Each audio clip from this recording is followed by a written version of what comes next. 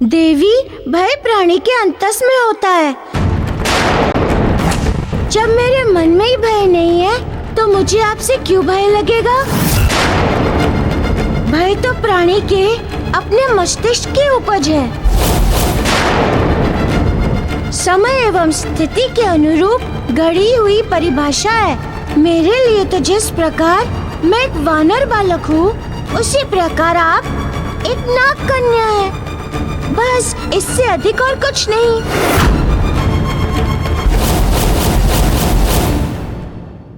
भय तो तुम्हें उस समय ग्रसेगा वानर बालक, जब मैं तुम्हें डसूंगी और मृत्यु को तुम अपने समक्ष विकराल रूप में खड़ा देखोगे।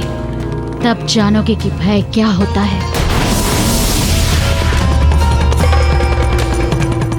तथा उसका रूप कैसा होता है।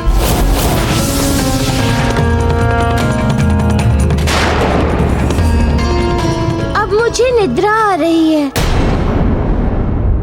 संभवतः थकान के कारण। तुम सो जाओ, मैं चलती हूँ।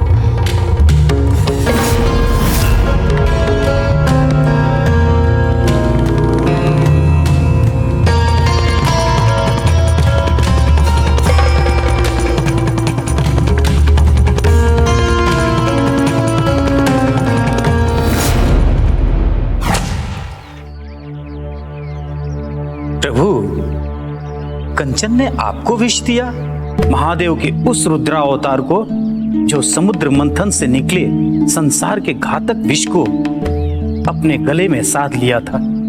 ऋषिवर, मैं उसके विष से अप्रभावित इसीलिए नहीं रहा कि मैं रुद्रावतार हूँ। तो किस कारण से आप अप्रभावित रहे प्रभु? अपने निर्मल एवं निर्भय मन के कारण ऋषिवर। एक सत्य जानते हैं आप ऋषिवर? क्या प्रभु? संसार में अधिकतम लोगों की मृत्यु विष के कारण नहीं अथवा भय के कारण होती है ऋषिवर। और अधिकतर ऐसे हैं जो विषधर नहीं होते। आत्मबल में बहुत शक्ति होती है ऋषिवर। यदि आत्मबल सफल है तो मृत्यु आपको छू भी नहीं सकती। सत्य कहा आपने प्रभु, मैंने इसका अनुभव किया है।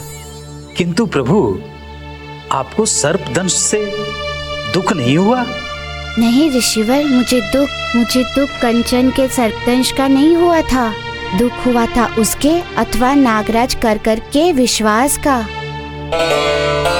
मैंने सोचा था कि जिस प्रकार मैंने उन पे विश्वास किया उस प्रकार वो भी मुझ पर विश्वास करेंगे, किंतु उन्होंने ऐसा किया ही नहीं। उनके इस आचरण से ये स्पष्ट हो गया कि जिनका हृदय विषाक्त हो उनकी ओर से उपाय में विश्वास नहीं, विश्वासघात का केवल विष ही मिलेगा जो मिला। और इसके साथ ही मैंने निश्चित कर लिया उन दिव्य कुंडलों को प्राप्त करने के मार्ग को।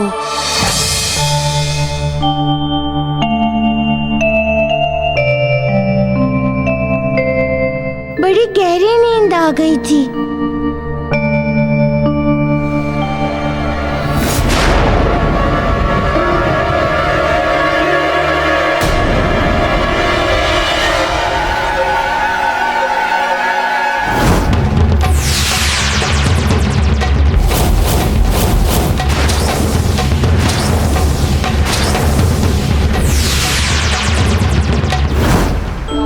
सुखद निद्रा में विघ्न बहुत ही अनुचित है। कितनी अच्छी नींद आ गई थी। कंचन, तुमने सोचा कि तुम्हारे विष से मेरी मृत्यु हो जाएगी, यही ना?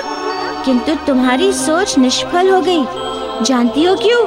क्योंकि मैं रुद्र अवतार हूँ, भगवान शिव का एकादश अवतार।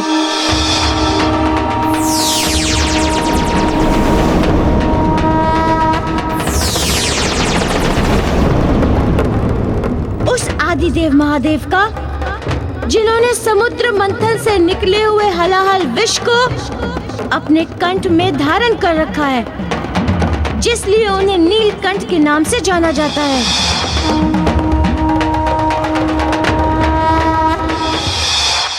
जिनके नाग आभूषण हैं, जिन्होंने नागों की सदैव रक्षा की है, तथा जिन्हें नागों ने वचन दिया है कि जिस भी प्राणी में शिव का तत्व होगा, उस प्राणी पर किसी भी विष का कोई प्रभाव नहीं होगा। एक अति महत्वपूर्ण कारण ये है कंचन, तुम्हारे विष के प्रभावहीन होने का। तथा दूसरा कारण है मेरे अंतत्व में भय का नहीं होना, क्योंकि मृत्यु विष से नहीं होती। मृत्यु का कारण होता है भय। यदि ये संसार अपने मन में भय का प्रवेश वर्जित कर दे, तो भय से होने वाली किसी भी प्रकार की हानि से वो बच सकता है।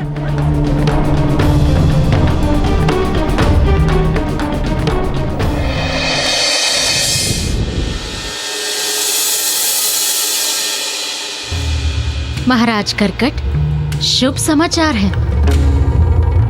मैं अपना प्राण घातक विष उस वानर बालक की धमनियों में उतारने में सफल हो गई हूँ।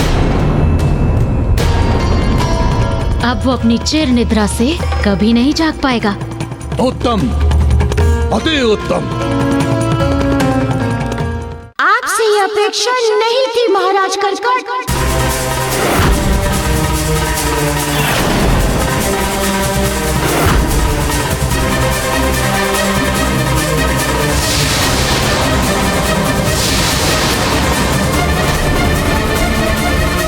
आतिथ्य की आड़ में आप आत्मघात करेंगे। आप विश्वास का फल विष दंश देंगे।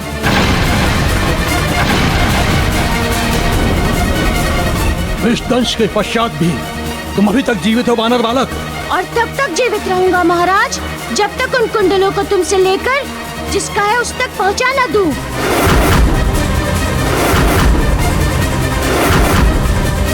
लाओ वो कुंडल मुझे दे दो, ताकि मैं यहाँ से चला जाऊं।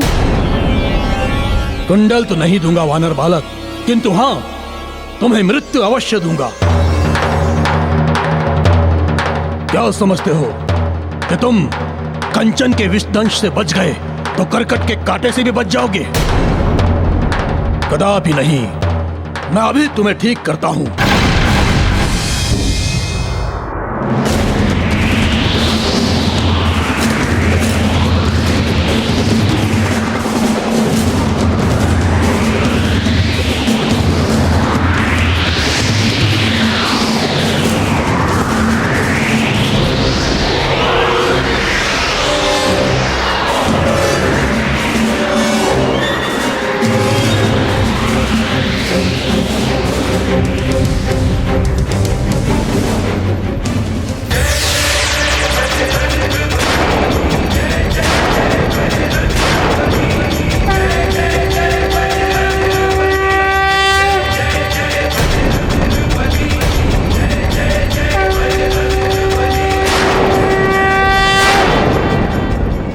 व्यर्थ हो गया। लाओ वो कुंडल दो। देता हूं तुम्हें वो कुंडल। मैं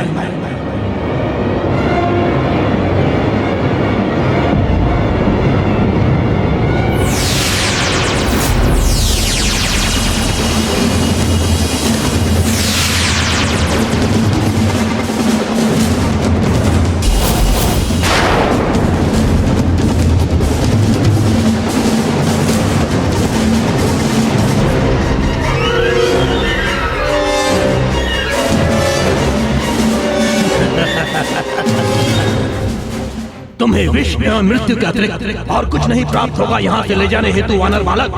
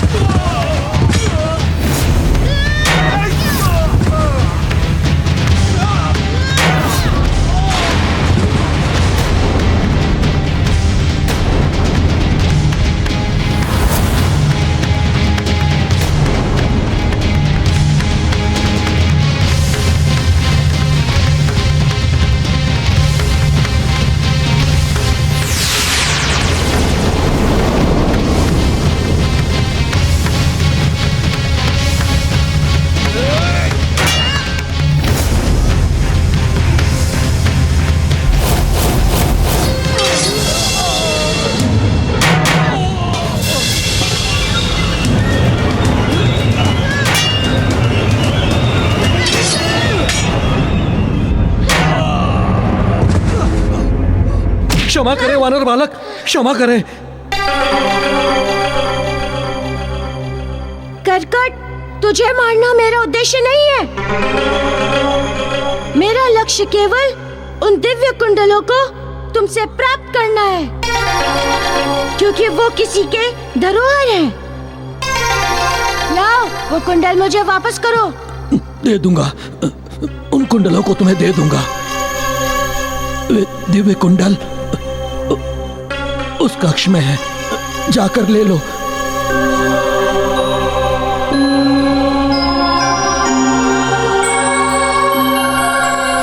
नागराज करकट को पराजित करने के पश्चात मैं उस स्थान पर गया जहां उन दिव्य कुंडलों को स्थापित किया गया था। वो कौन सा स्थान था प्रभु?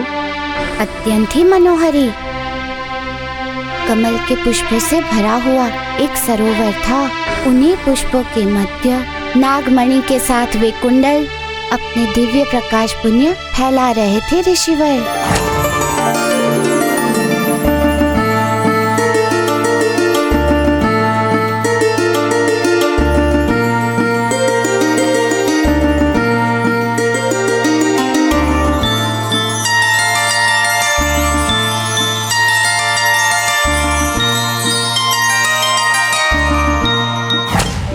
प्रभु, उन लोगों ने उस दिव्य कुंडलों को उस स्थान पर क्यों स्थापित किया था जहां उनकी नागमणि स्थापित थी? ये बात मेरे लिए भी कुतूहल का विषय थी ऋषिवर, क्योंकि वहाँ की जो छटा थी, जो आभा थी, उससे यही बोध हो रहा था कि नागलोक नागमणि से नहीं बल्कि उन कुंडलों के प्रकाश से जीवनदायी शक्ति ग्रहण कर रहा हो। किंतु इस बात की तय में जाने का उस समय मेरे पास समय भी नहीं था। मेरे सम्मुख केवल एक ही उद्देश्य था, उन कुंडलों को लेना अथवा उस तपस्विनी को वापस देना तथा अपने वचन पर खड़ा उतरना। ये इन कुंडलों की आभा है।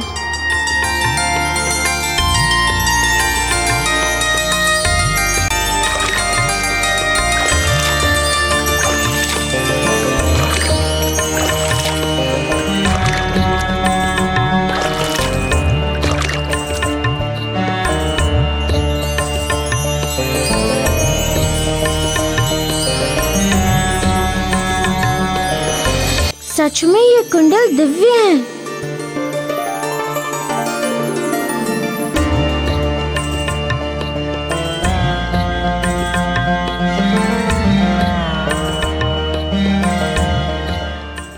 देवी सन्यासिनी, मैं आ रहा हूँ। अति शीघ्र आपको आपके कुंडल वापस करने। अब आपको मृत्यु वरण करने की कोई आवश्यकता नहीं है, क्योंकि मैंने उन कुंडलों को कुपात्र के हाथों से प्राप्त कर लिया है। क्षमा करें गुरुदेव, मैं आपके आदेश पालन में विलम्ब हो रहा हूँ, किंतु क्या करूँ, जब भी सिद्धि लोक के मार्ग पर बढ़ता हूँ तब भी कोई ना कोई विपदा आकर मेरे पैरों में बेड़ियां डाल देती है। आशीर्वाद दीजिए कि मैं इन कुंडलों को सकुशल वापस लौटा दूं तथा अपने वचन को पूरा करूं तथा आपके आदेश पालन के मार्ग पर बढ़ जाऊं।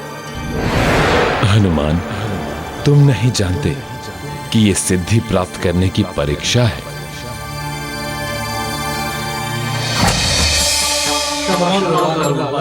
क्षमा करो, क्षमा करो वानर बालक, क्षमा करो।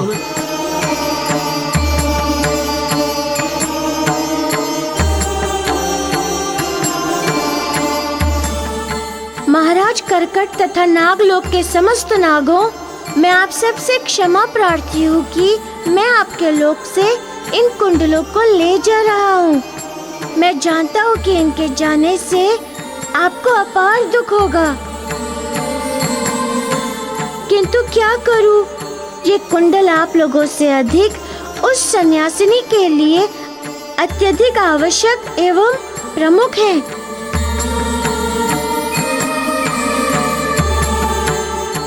इसलिए मेरे समक्ष इन्हें ले जाने के अतिरिक्त दूसरा कोई विकल्प नहीं है। इसलिए मैं आपसे पुनः क्षमा मांगता हूँ। तुम नहीं जानते वानर बालक कि ये कुंडल हमारे जीवन के लिए कितने अधिक आवश्यक है।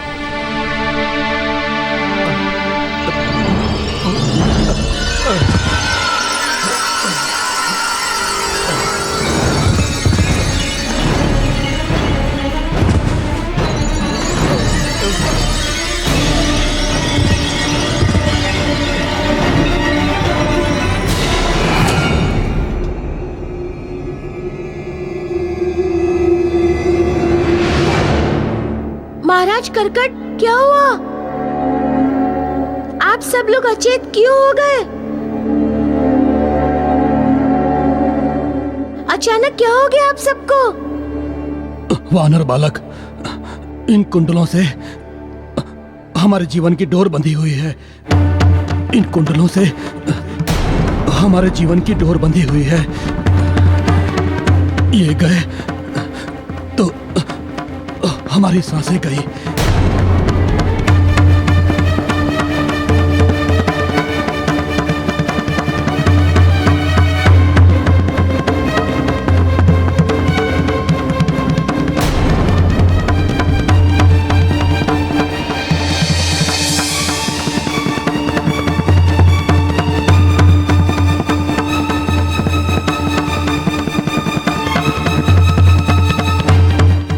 विचित्र धर्म संकट उपस्थित हो गया है।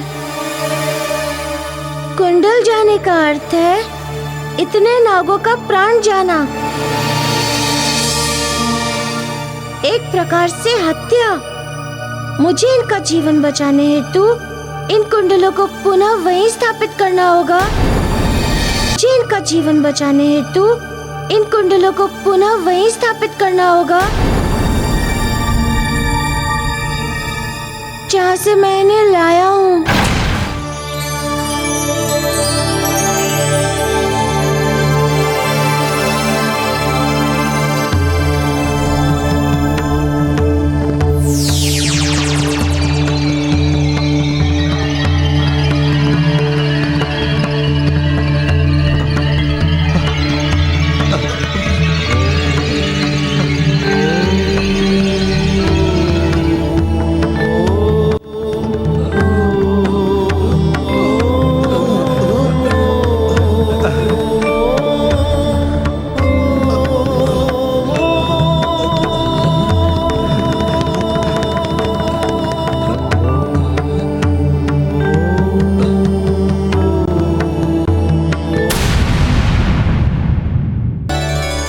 ऋषिवर, जब मैं उन कुंडलों को लेकर कक्ष से बाहर आया तो नागलोक का दृश्य ही कुछ और था।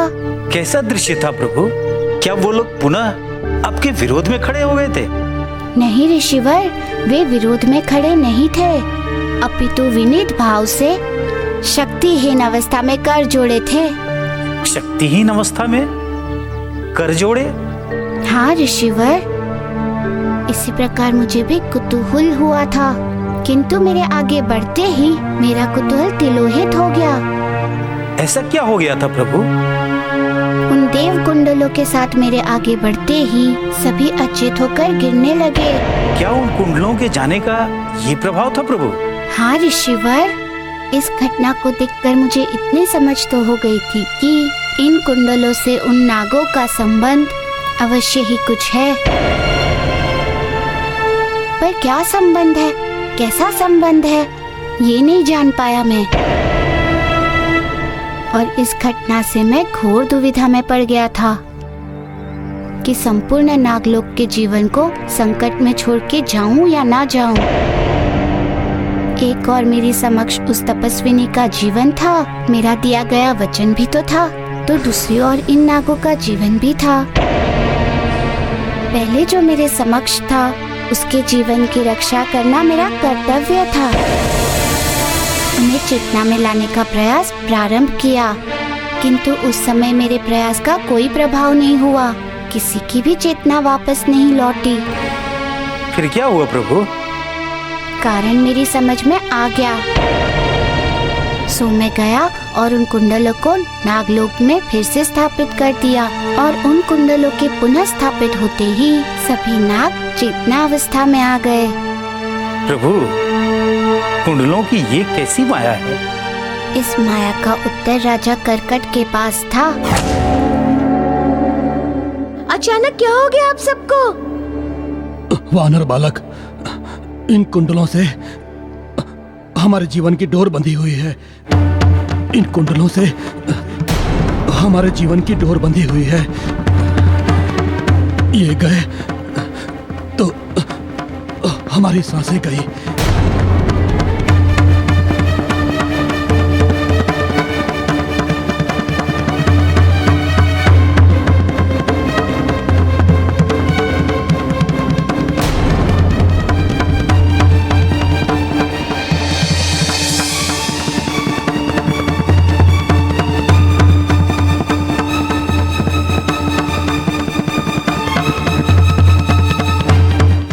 विचित्र धर्म संकट उपस्थित हो गया है। कुंडल जाने का अर्थ है इतने नागों का प्राण जाना, एक प्रकार से हत्या। मुझे इनका जीवन बचाने हेतु इन कुंडलों को पुनः वहीं स्थापित करना होगा। एक बात मैं समझ नहीं सका महाराज कर्कट। क्या? यही कि इन कुंडलों से आप लोगों का जीवन किस प्रकार जुड़ा हुआ है, जबकि इसके पहले तो वो कुंडल उस सन्यासिनी के पास थे।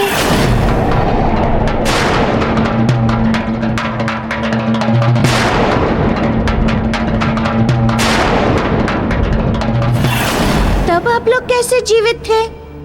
और आज जब मैं ले जाने लगा तो आप सब लोग अचेत होने लगे।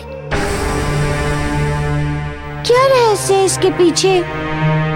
वानर बालक, रहस्य केवल इतना है कि हम नागों में नागमणि होती है। नागमणि में हम नागों की सारी शक्तियां संचित रहती हैं, उसी से हमें शक्ति प्राप्त होती है। तो क्या वो नागमणि है? नहीं, किंतु वो नागमणि के समान है। हमारी नागमणि चोरी हो गई। चोरी? हाँ, चोरी, और तभी से हम शक्तिहीन हो गए। एक दिन की बात है, मैं धरती लोक गया था। तब मैंने उन कुंडलों को दस्युओं के हाथ में देखा था और अनुभव किया उसी दिव्य शक्ति को जो हमारे नागमणि में थी। तब मैंने इन्हें उन डाकुओं से छीन लिया और लाकर अपने लोक में स्थापित कर दिया। स्थापित करते ही हमें वो शक्ति प्राप्त होने लगी जो नागमणि से प्राप्त होती थी। और पुनः आप जैसे ही इन्हें लेकर जाने लगे, हम शक्तिहीन हो गए। यदि आप इन कुंडलों को नागलोक से लेकर गए तो निश्चित ही हमारा जीवन नहीं बचेगा। निर्णय आपके हाथ में है कि आप हमें जीवन देंगे या मृत्यु।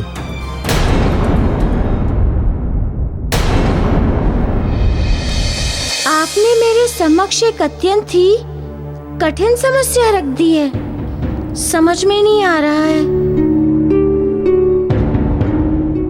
उन कुंडलों की आपको भी उतनी ही आवश्यकता है जितनी कि उस सन्यासिनी को है। एक बात बताइए, आपकी नागमणि चोरी कैसे हुई? प्रत्येक नाग पंचमी में हम नाग पृथ्वी लोक पर जाते हैं उत्सव मनाने के लिए। एक नाग पंचमी की बात है।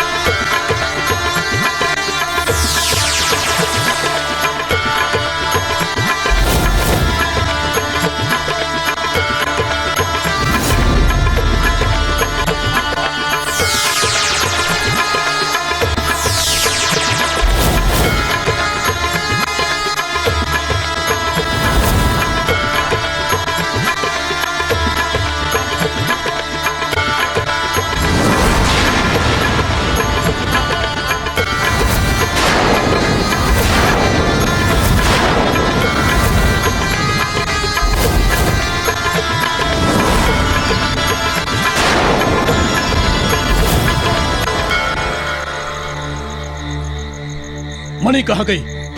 मणि कहाँ गई? ढूंढो उसको चारों तरफ, ढूंढो।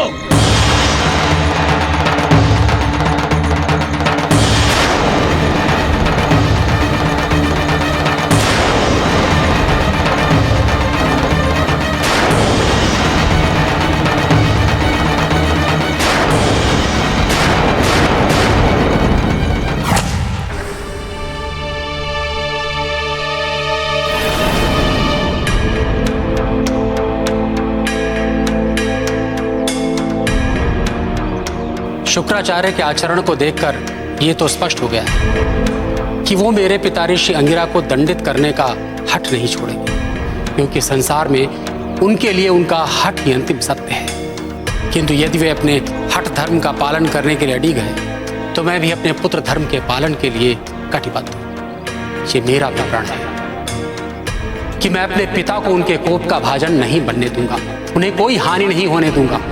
मैं आपकी रक्षा करूंगा।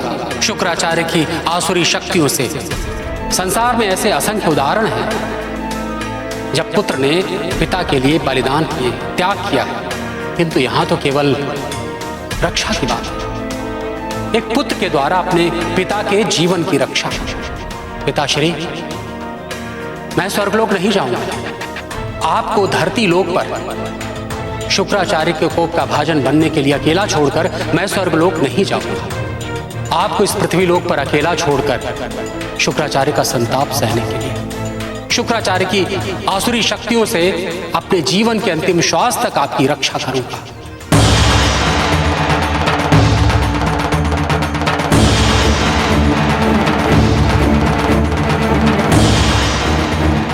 अब मेरे तप बल के रक्षा कवच के कारण कोई भी आसुरी शक्ति मेरे पिता के अष्ट सिद्धि कथा श्रवण में कोई भी बाधा उत्पन्न नहीं कर पाएगी।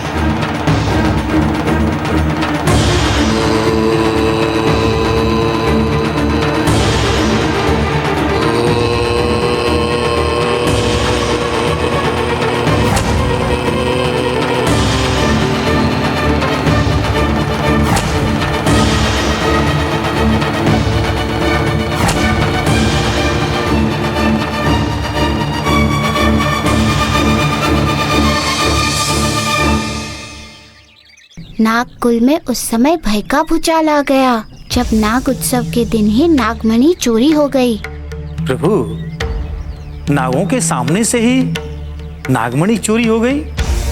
हाँ ऋषिवर, सर्पों के उस पावन दिन नागमणि के प्रसन्नता में वे सभी सर्प नृत्य कर रहे थे, तभी अचानक उनकी नागमणि चोरी हो गई। और नागमणि के चोरी होते ही सभी सर्प चिंताकुर हो गए। प्रभु, नागमणि से नागों का कोई महत्वपूर्ण संबंध है तो वो शोकाकुल हो गए? बहुत ही घनिष्ठ अथवा महत्वपूर्ण संबंध है ऋषिवर।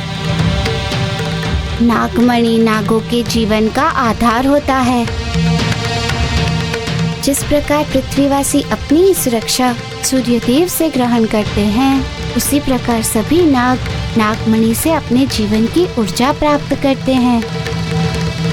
नागमणि के अभाव में उनकी शक्ति क्षीण होने लगती है तथा वे धीरे धीरे मृत्यु को प्राप्त हो जाते हैं। ये तो नागलोक के लिए बहुत बड़ा संकट था प्रभु। हाँ ऋषिवर, नागमणि के चोरी होते ही सभी सर्पों की शक्तियाँ क्षीण होने लग गई। तो उसे उन लोगों ने ढूंढा नहीं प्रभु? बहुत ढूंढा, किंतु कहीं नहीं मिला उन्हें नागमणि। दुर्बल अवस्था में वो किसी भी प्रकार अपने लोक पहुँचे।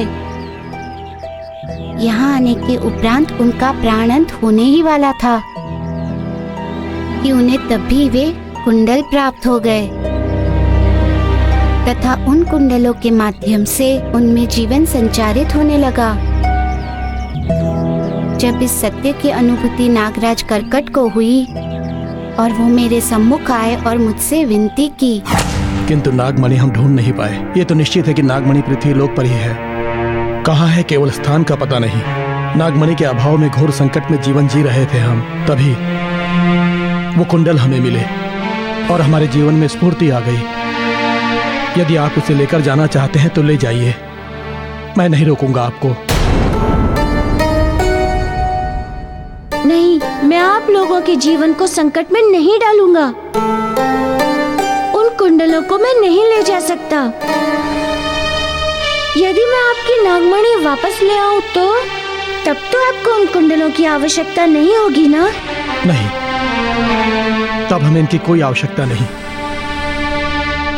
लेकिन हमारी नागमणि का पता लगाना बहुत ही कठिन है। अवश्य होगा कठिन, किंतु इसके अतिरिक्त हमारे पास दूसरा कोई मार्ग नहीं है।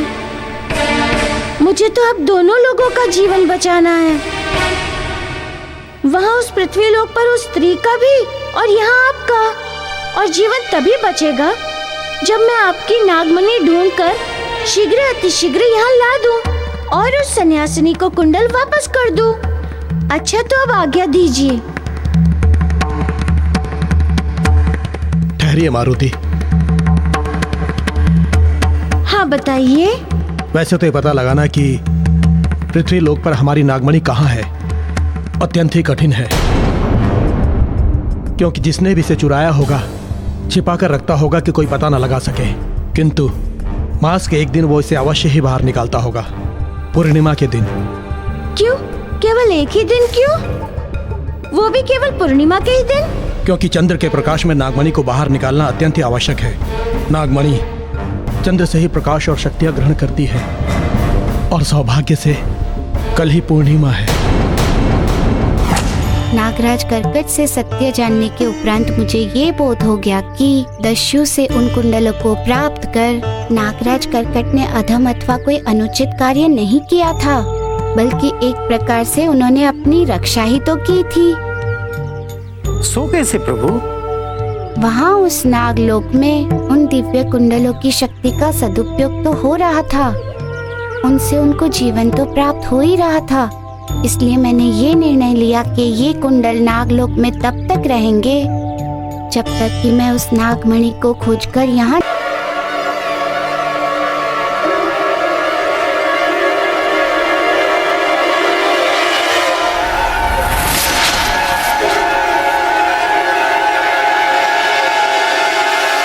मैं कुबुद्धि हूँ और कुबुद्धि का अर्थ होता है नाश, सर्वनाश।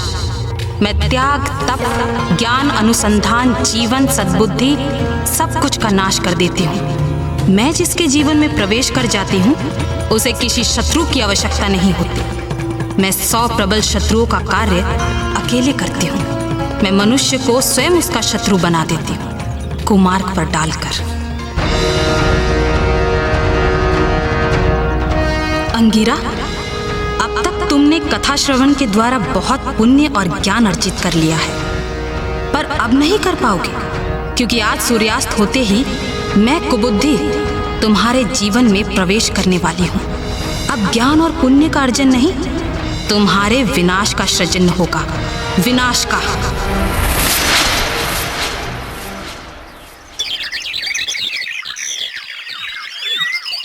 ऋषिवर, सूर्यास्त का समय हो गया, इसलिए आज की कथा को मुझे यहीं विश्राम देना होगा। अब आगे की कथा में सूर्य उदय के समय कहूँगा। मेरे श्री राम भजन का समय भी हो चला है। जो आज्ञा प्रभु।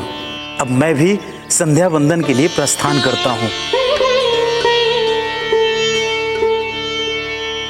अंगिरा, तुम क्या करोगे और क्या नहीं, इसका निर्णय अब तुम नहीं, तुम्हारे भीतर प्रवेश करने वाली ये कुबुद्धि करेगी।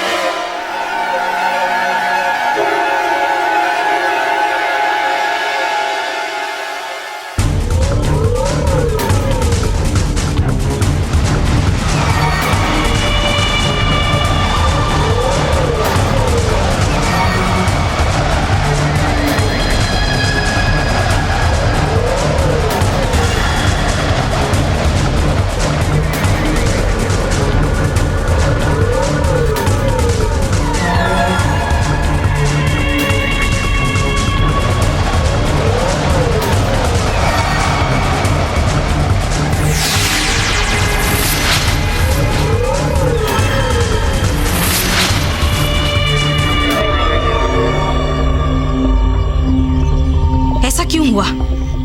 मैं अंगिरा की बुद्धि में प्रवेश क्यों नहीं कर पाई कि शक्ति ने मुझे अंगिरा के जीवन में प्रवेश करने से रोक दिया? मुझे अविलंब गुरुदेव शुक्राचार्य से बात करनी होगी।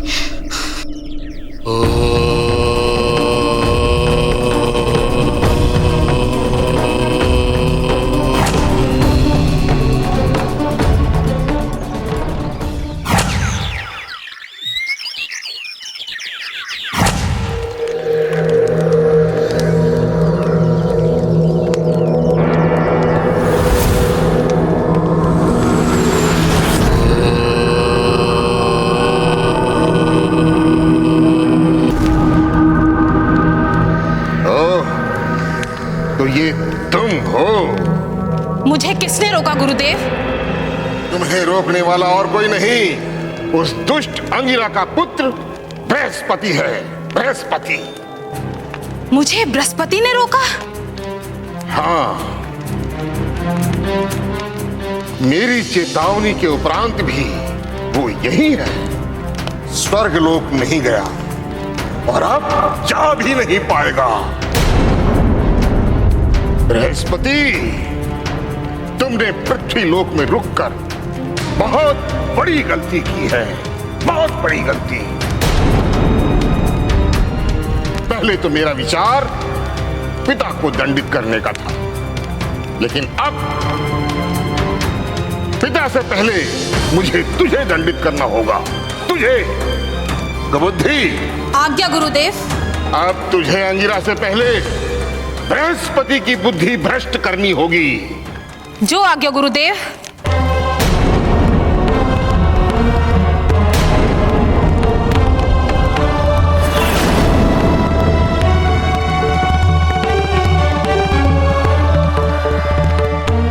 बृहस्पति का कुबुद्धि के वशीभूत होने का अर्थ है स्वर्ग पर मेरी विजय, क्योंकि बृहस्पति की ही योजना, बुद्धि और यज्ञ के कारण ही स्वर्ग और स्वर्ग के वासी देवता मुझसे आज तक बचते आए हैं, किंतु अब नहीं बच पाएंगे, क्योंकि अब मैं सहजता से ही स्वर्ग लोक पर अपना अधिकार कर लूंगा, सहजता से ही।